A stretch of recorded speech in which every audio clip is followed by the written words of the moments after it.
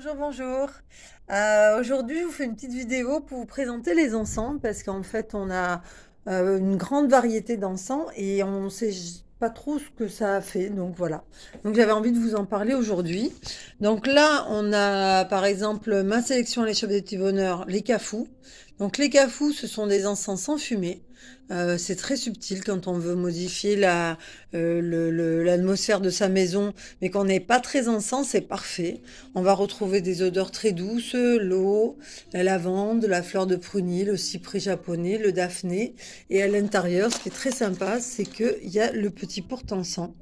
Voilà, vous posez ça dans une assiette, ça tient tout seul. Pas besoin de chercher le porte-encens. Ça, c'est ma première sélection. Ensuite, j'ai l'encens tibétain. Donc, l'encens tibétain, c'est un encens qui est très fort. Il y a jusqu'à 130 plantes médicinales à l'intérieur, par exemple pour le Pura Vida.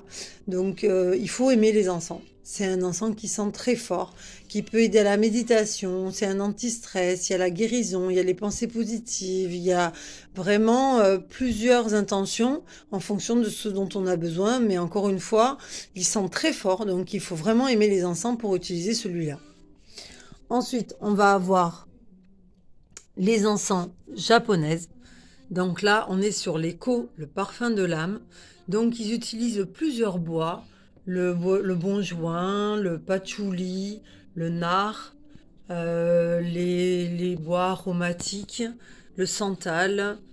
Voilà, on a vraiment là aussi plusieurs intentions en fonction de l'odeur et du bois qui est utilisé. Donc c'est un petit peu un compromis entre les deux. Vous voyez là, j'ai une petite note qui explique comment on fabrique les encens au Japon. Les parfums de l'âme, le bois d'oud exhale des arômes de cuir qui brûlent. Il s'agit d'une odeur surprenante et très animale, un parfum plein de caractère très masculin. Et c'est vrai, vous avez même à disposition des petits dépliants, voilà, que vous pouvez prendre gratuitement pour vous informer sur les différents encens et comment les utiliser, comment ils sont faits surtout. Et ensuite, pour le nettoyage des maisons, quand on veut purifier son intérieur, quand on veut vraiment repousser tout ce qui est négatif et assainir sa maison, on utilise les encens plus anciennes, donc la sauge, le Paolo Santo. Donc là, on peut carrément faire des cures, c'est-à-dire que là, vous voyez, ça c'est du Paolo Santo en cône.